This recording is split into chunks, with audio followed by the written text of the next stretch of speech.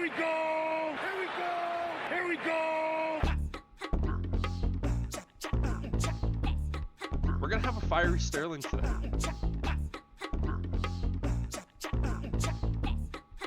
Well, no, you just have a big old air horn, and anytime a Packers fan tries to talk, you just hit the button and drown them out. Like, no, I can't hear you. Go Bears. It's basically the la la la la la la la. Yeah, exactly. Right? You don't even have to live there. You can do it from here. Just remote control everything.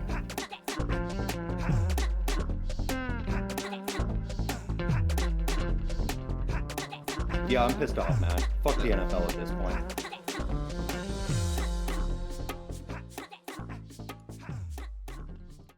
How's it going, everybody? Welcome to the OneIQ Football Talk podcast. Brendan and Sterling coming at you with yet another week.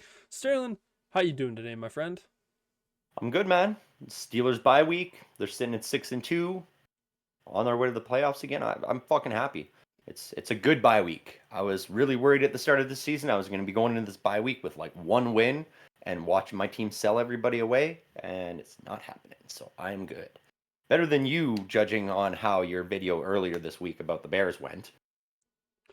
Yeah, and when I made that video, the worst stuff hadn't even come out yet.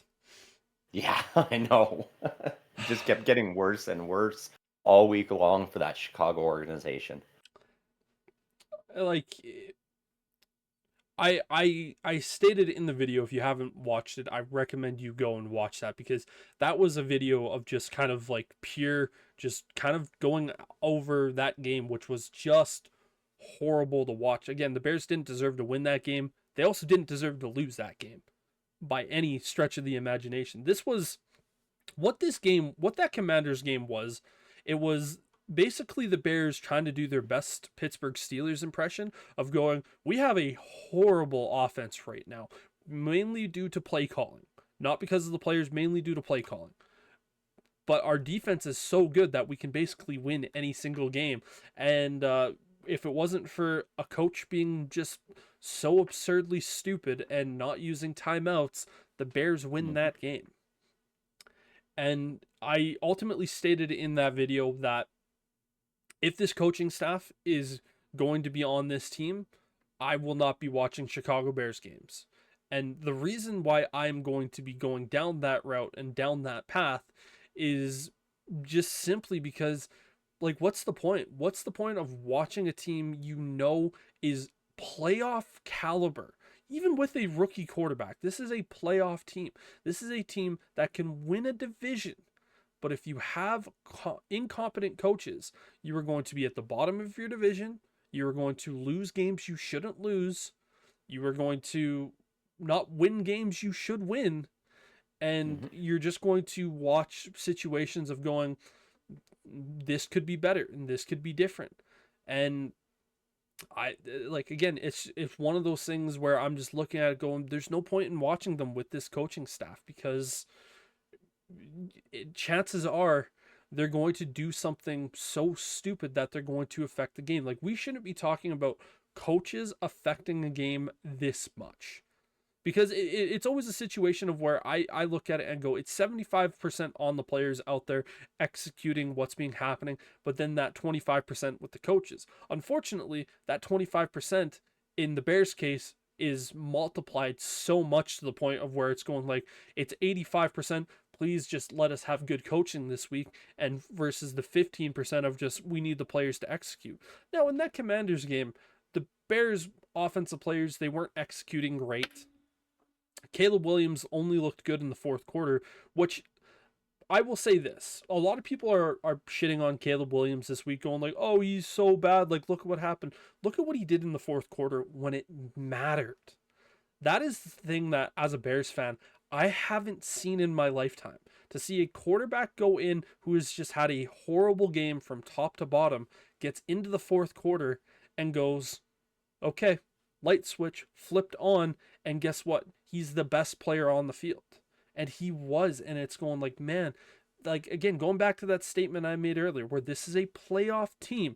This is a divisional winner. This is a playoff win caliber team with this quarterback. And yeah, the coaches are just fucking it. Yeah, the expectations were high for the Bears this year. Like, nobody was expecting them to be the best, but we were expecting, double-digit wins, some growth from Caleb Williams, but that's where it started. And what's happened is the team has backslid into the typical Bears trend where it's the coaches are just trying to preserve their job at this point. They're not worrying about Caleb Williams' development. They're not focusing on how to improve this team. They're focusing on ways that they can make themselves look unique so they don't lose their job. And that has been the Bears' issue for years. It's always a coach with a new quarterback trying to be fancy and save his job and failing horribly. We have to hope that the same thing happens here, and Matt Eberflus and Shane Steichen are just booted out of there because they are doing horrible things with this offense. We didn't expect to see Caleb Williams be lights out this year. We knew that he was a bit more of a project generational talent. We knew he was good, but it was going to take time to get there. He wasn't going to be the number one quarterback in the league for 2 to 3 years. And it's like this coaching staff is at times throughout a game trying to force that greatness on him, and then at other times calling plays that are so mind-bogglingly stupid that you go, have they been consulting with Matt Canada on this? Like, why are you handing the ball off to an offensive lineman to try and get a touchdown? It just makes no sense that some of the things that they're doing. And I feel for Bears fans because it's frustrating. You guys had probably the best setup that you have had in decades to go out there and be a consistent, competitive team. And instead, it's win a week, lose a week, win a week, lose a week. And you are just slowly coasting towards a 500 season. I don't even think the Bears will be able to make it to 500 this season. And I said this at the end of the offseason last year that, yeah, the Bears looked really good at the end of the year last year, and Matt Eberflus had the culture set in this, that, and the other thing. But I said, you have to fire him because Yeah. everyone knows you're moving on from Justin Fields. You can't play this song and dance of you're going to keep the coach, draft the quarterback, and then move on from the coach the year later. You can't do that. And Hmm. sure, we have seen it work out with Sean McVay going in there and fixing Jared Goff. Like, it is possible to do that, but you need a generationally talented play calling coach on the offensive side of the ball to get that going.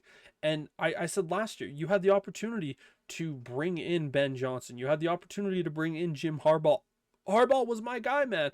Former Bears quarterback, wins a national championship, coming to the NFL, and everyone knew he was coming to the NFL. You had the opportunity to bring him back to the place that he was drafted and a place he wanted to come back to. He said he would have been willing to come coach the Bears. And we always talked about him going back to Michigan and finally getting that national championship done. I'm sure he would have loved to come back to the team that drafted him, gave him his opportunity in the NFL to get them to win a Super Bowl. That had the makings of Mike Ditka 2.0, where you just have a former Bears offensive player. Now, granted, Harbaugh wasn't as good of a player as Ditka was because Ditka was a Hall of Fame tight end and Harbaugh was not a Hall of Fame quarterback, but it's a situation of where you go, man, like, you just have that wackadoodle head coach that comes in, knows how to win because he's done it at the NFL level. He brought the 49ers to a Super Bowl, and he just wins wherever he goes. And it's like, man, you weren't able to bring that in, and it's so frustrating because I was like, listen, it's going to be a situation of where he's gonna do something screwy and it's gonna piss a lot of people off. They're gonna want him to be fired, and he needs to be fired. Like, Eberflus needs to be fired.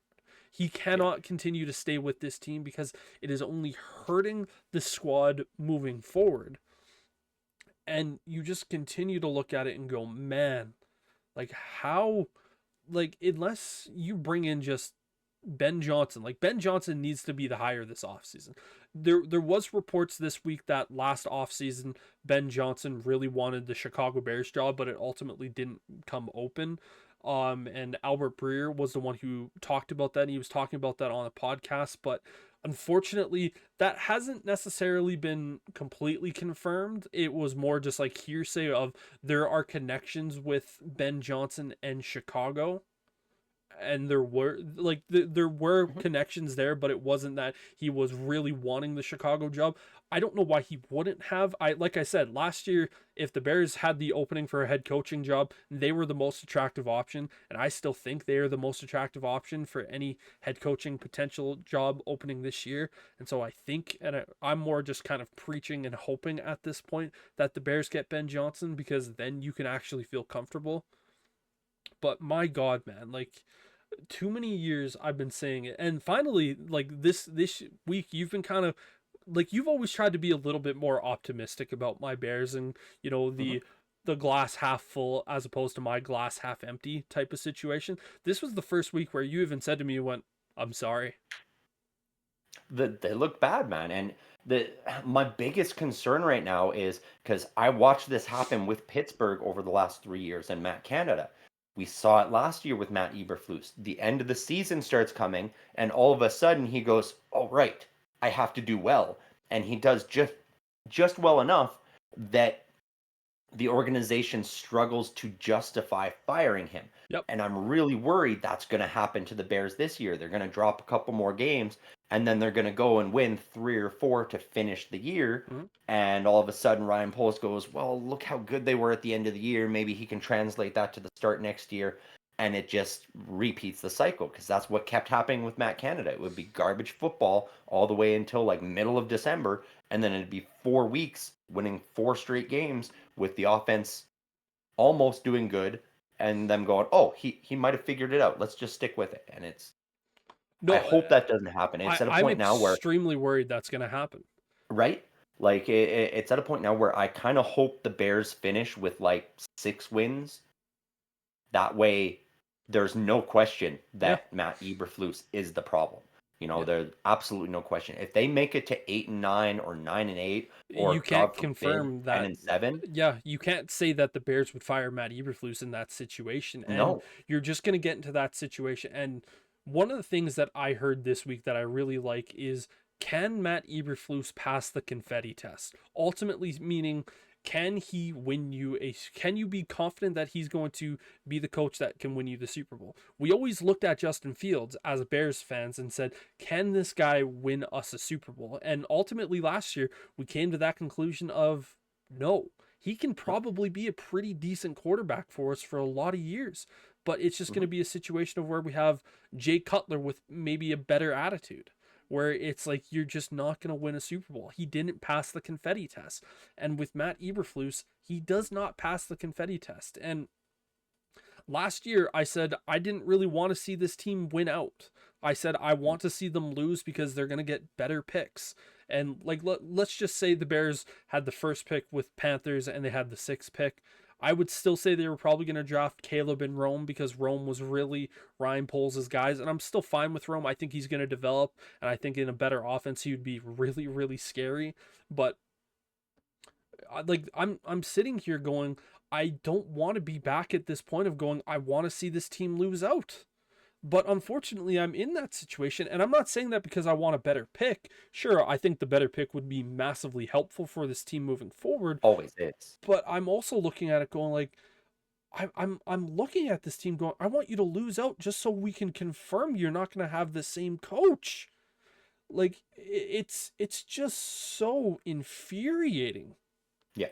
And it's what the Bears need. Like the Bears, with what they have on the roster now, how they're building, they need that offensive minded head coach. They need the Ben Johnson or a Bobby Slowick or hell, even a Cliff Kingsbury with the things he's doing with Jaden Daniels this year. Like they need somebody that's going to be much more offensive minded and capable of growing and developing a quarterback. Matt Eberflus cannot do that at all. He can barely get his defense running properly every week, and he's supposed to be a defensive mastermind. It is embarrassing to watch right now, unfortunately, and like looking at the Bears now, week 9 this year compared to week 9 last year, and it's the same team with Yeah. a different quarterback, Hmm. and it's frustrating to see. You let go of an old quarterback who was good, still is good, is now with another team, and you replaced him with a number 1 overall pick, generational quarterback, and the team looks flat still. And I again, will like you say said, for it's this not though. Caleb Williams' fault at all. Caleb Williams has had great flashes throughout this year. He's looked good. His decision making, his ability to go through his options, extend plays, and stay out of danger is great. There's a few times where he hangs on to it and tries to get a little too fancy back there and He ends tries up to getting go back sacked to for that like college days of where he was the best exactly. athlete on the field. Yeah. But that's something where you need that offensive minded head coach to coach that out of him. You need somebody out there that's going to take him aside after those 3 and outs where it's 4th and 20 because he got sacked for a 12-yard loss and go, bro, scramble to the sideline, throw it away. Stop taking bad sacks. Stop trying to spin out of sacks. You cannot do that in the NFL. If you're not big enough to throw that edge rusher to the ground like Big Ben was always able to do, like we've seen Josh Allen able to do, if you're not going to do that, just throw it away because you're not going to be able to spin out of tackles in the NFL like you could in college. Well, I will say this about Caleb. He has shown that he's probably one of the better guys at spinning out of tackles in Mhm. terms of that. But again, you're not going to be able to do that every single time. But and I will say this about Caleb, the two quarterbacks from last year to this year, Justin to Caleb. Caleb is already a better quarterback at this point in his 100%. career than Justin is at this point. And again, it is coaching. And when it comes to the offensive minded guy, I'm not necessarily looking at that going, I want to see the offensive minded guru head coach that out of him because I still want that. What I want to see the offensive minded guy do is say, listen, we want you to throw the ball away when the pressure is there and just live to fight another day, Hmm. but also someone that's going to be able to scheme stuff open where it's you're not looking at your offensive coordinator going, how come you have one of the most intelligent guys that gets open on third down and you're not able to get him opening Keenan Allen going, I'm drawing crayons, and you're like, okay buddy, you continue to go draw with your crayons.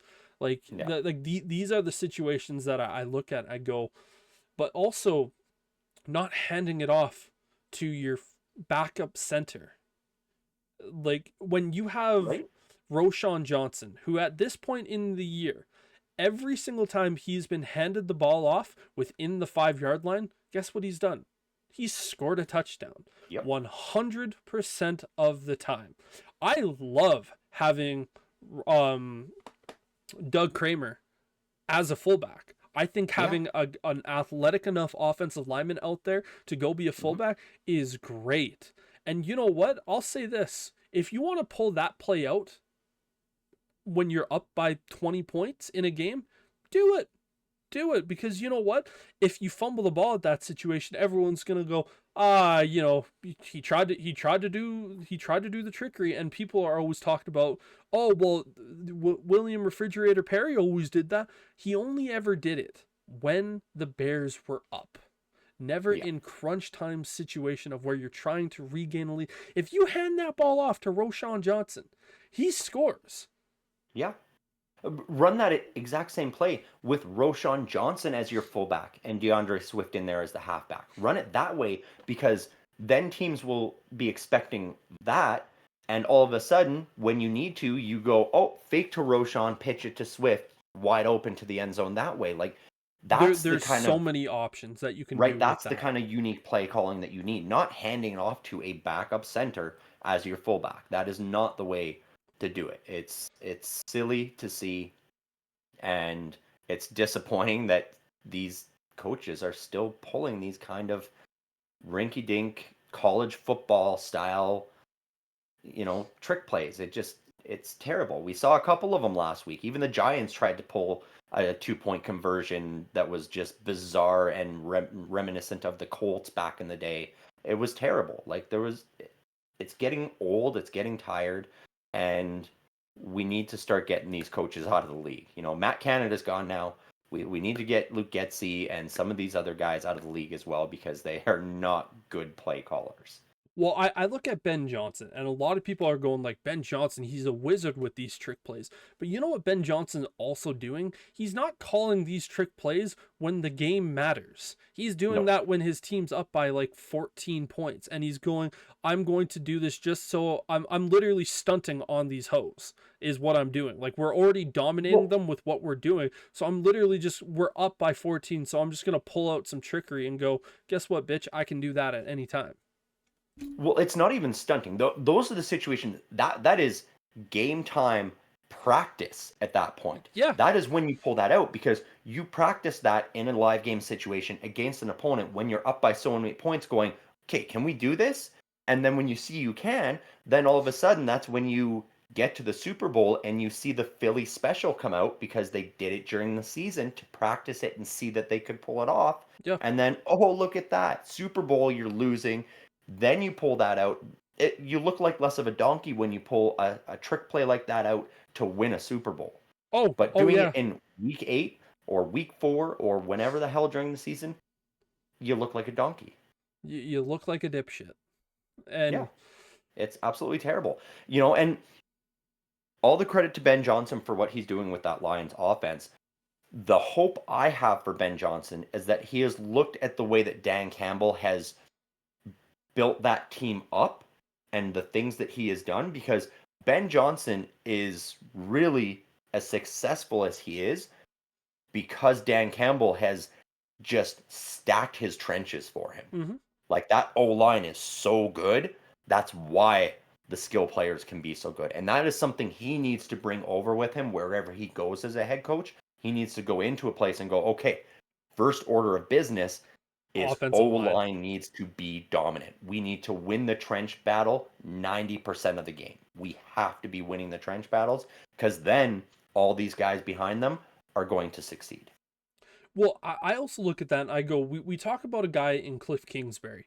Smart offensive minds know how to work with bad O-lines. They would love just dominating O-linemen and just like the best offensive line in the league, but we talked about Jaden Daniels coming into this year behind that O-line, and both of us said we are extremely worried about the health and safety of Jaden Daniels because he's going behind that. And Cliff Kingsbury, now that offensive line hasn't been great by any means, but it's not been getting Jaden Daniels killed like we thought it would going to be. Now, Jaden Daniels does a lot of that with his legs as well, but even then, when he's still standing in the pocket, which we've seen from him this year, he's not getting killed.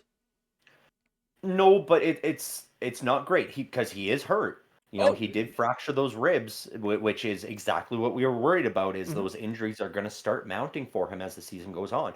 Because he had the Bears defense last week. He's got the Giants defense this week. He's got the Steelers defense next week. Like he's going through it right now, and he's going to keep getting hit, and so that is a concern. And that is something where the Commanders, they need to address that O-line because otherwise Jaden Daniels' career is not going to be lengthy. It's going to be just like RG3. Yep. But the point that I'm making here is that great offensive minds can work with bad offensive lines and make them better than what they are. Now, are they going to be like if a bad offensive line is being coached up by a really, really smart offensive play caller, are they going to be the best offensive line? No, they're still going to be bad, but you're going to find ways to at least open up holes for your running back, give your quarterback just enough time and find ways to get that ball out quicker to the open guy. Like those things, that's what helps. And when you have smart minds like that, it's going to be so much better. And we talked about Ben Johnson wherever he goes. Well, guess what? If he comes to Chicago, the Bears have $70 million in cap space going into this year that can afford a top tier guard. I'm hoping Trey Smith. Then you also have a first round pick where you can draft a tackle. And then you have the Panthers, which is going to be the 33rd pick.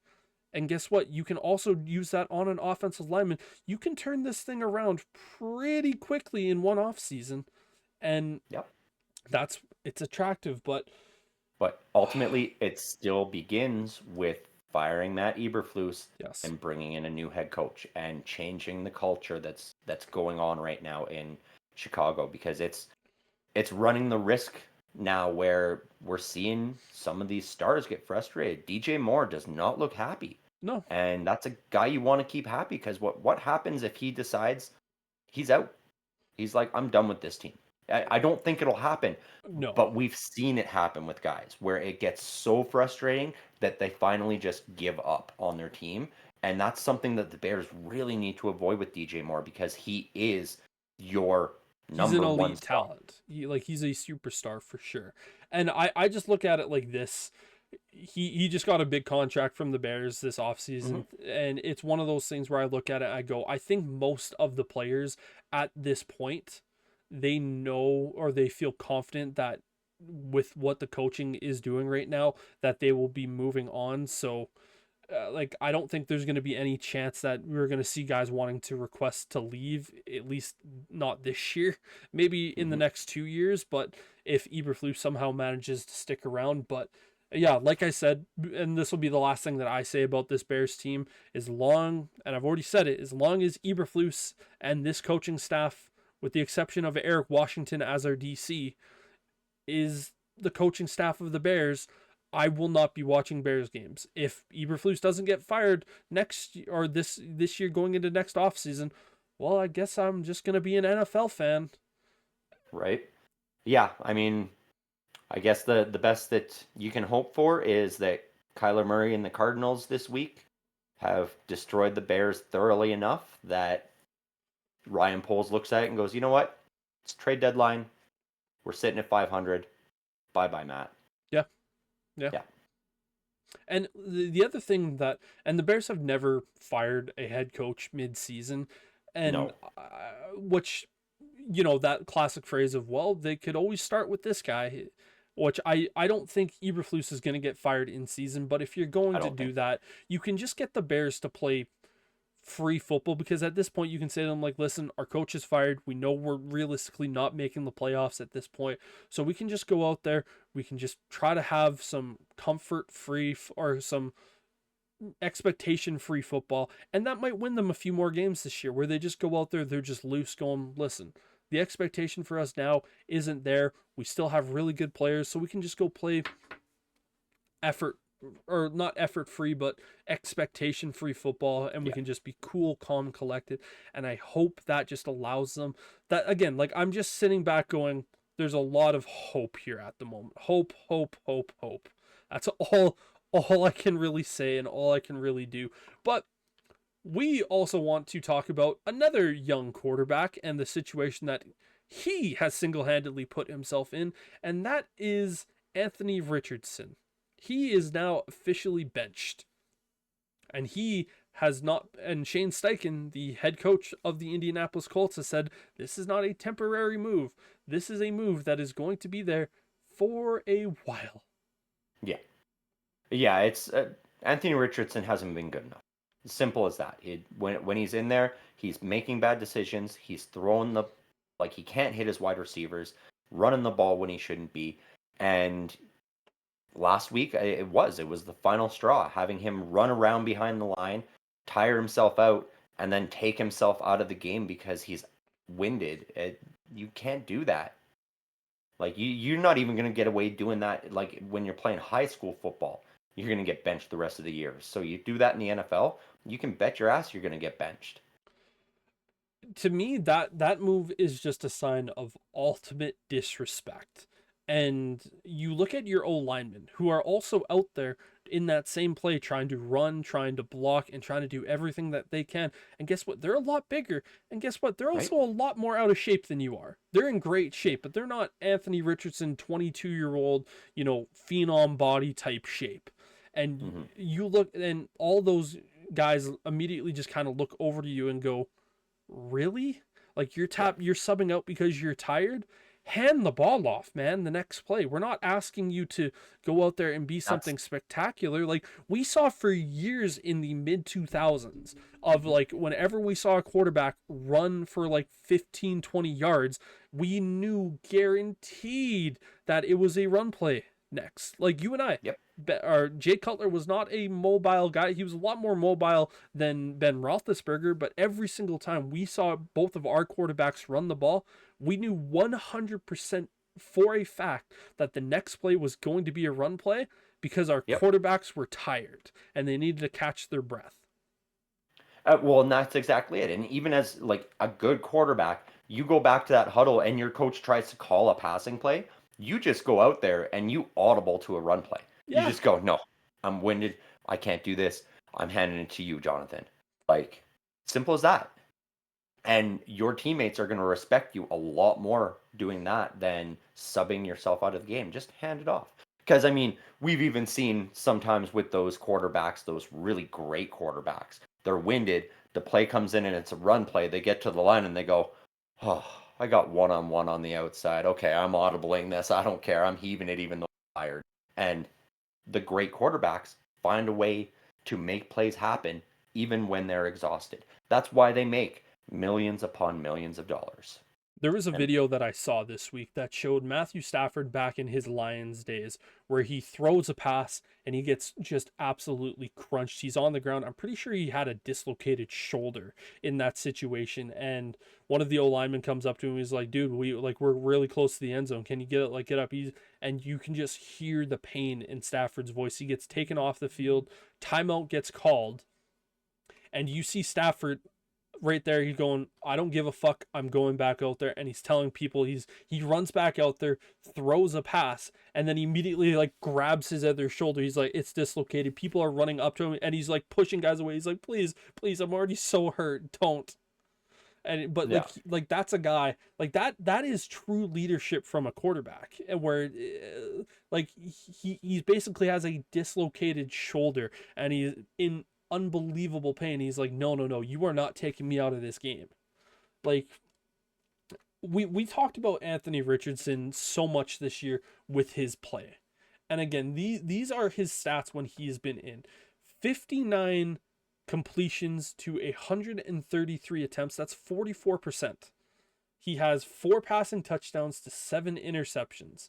Now you look at the run game, he has 41 carries, 242, 3 touchdowns, but he also has 5 fumbles. One of them has only been lost to the other team. But the fact that that is what we're talking about here, where you have a guy that has had 8 turnovers, but he's also had more than 8 turnover-worthy plays, and he's not even doing that much in terms of the run game from what you would expect from a mobile quarterback. Like, he's just been so absurdly bad that Joe Flacco was so clearly the option. It's like, we need to desperately go over, because he has 7 touchdowns to 1 interception. Yeah. Well, and I mean, even looking at that 44% completion rate for Anthony Richardson, we always say stats don't tell the whole story. And even with this, they don't, because you watch him play. A lot of times you see other quarterbacks and they've got a mediocre or slightly lower completion percentage. You're seeing a lot of swatted balls from the defense. You're seeing receivers just, getting their fingertips on, just not being able to pull it in. You look at Anthony Richardson, and a lot of these incompletions are just complete, blatant overthrows, underthrows. Like, They're terrible passes. The defenders can't even get a hand on it. It's so badly thrown. And the number of times I have seen Michael Pittman or Josh Downs be wide open and able to get a touchdown if the quarterback can get it to him, as we've seen Joe Flacco do, and Anthony Richardson just sails it so far beyond their reach, and you just go, why is this guy playing football at an NFL level? Because he clearly does not have it. And the other conversation that we have with that is we often talk about, quarterbacks needing more than 1 year of college experience.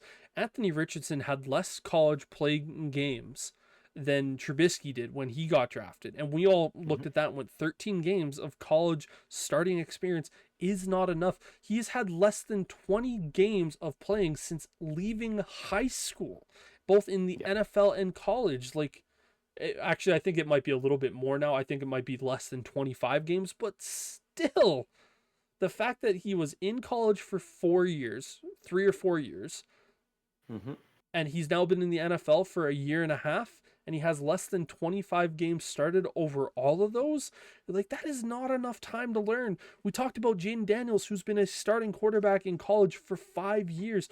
Bo Nix, who started 6 years of college. Like, you just continue to go, like, man, what, like, these guys know what to do because they've done it. And Anthony Richardson, he just doesn't, man. No, this very clearly was a gamble by the Colts that has not hit. And like Joe Flacco's coming in now. I expect to see him the rest of the season, barring some sort of an injury or something like that. And I would not be at all shocked if the Colts are one of the teams that are looking at quarterbacks in the offseason through the free agent market or through trades or even through that draft.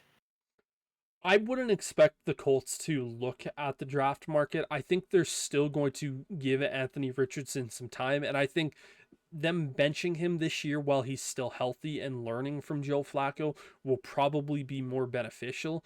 But it's one of those things where it is like I can see you making that face of going like it is a long, long road. But I think the Yep. Colts will be giving him that one more chance because right now they're kind of in that position of where next year, if Anthony Richardson can't prove he's the guy, then they're going to basically go into a full rebuild and do that because they're kind of they can't start that this year.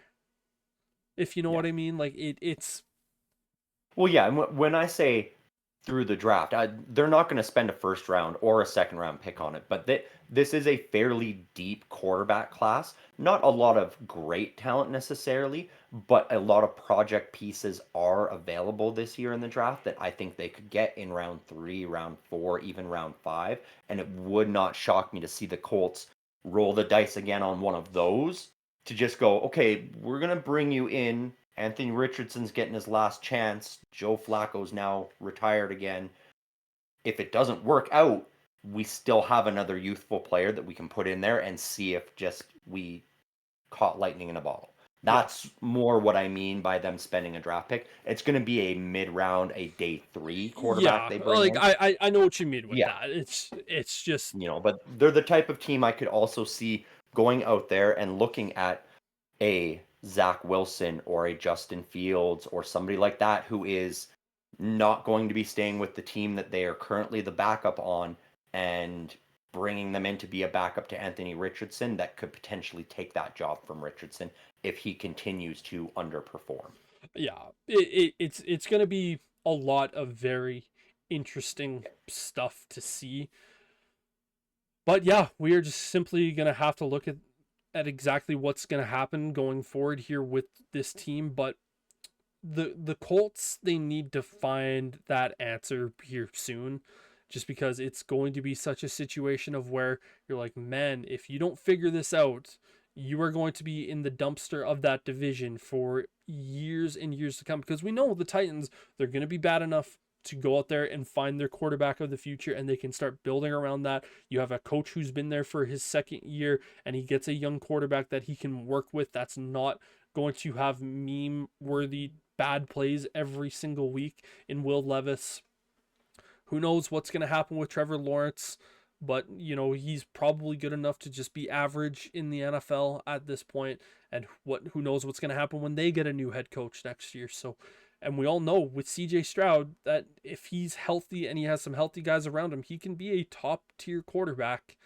But yeah, I know one of the things that we were potentially going to talk about a little bit more is some of the trade deadline stuff. But I think for us, we've already done a little bit of that speculation. So I think next week's podcast will be a lot of breaking down. I know we also have another video coming out this week that is going to be my first official mock draft of the year. A little bit later in the year, this particular season, as this college season has been really interesting to watch with some of the stuff and some of the teams. But first official mock draft coming up in the next video. But Sterling, I don't really have anything more for our podcasty section of it, as you're shaking your head. So that is going to do it here for this official podcast of the week. For Sterling, I'm Brendan.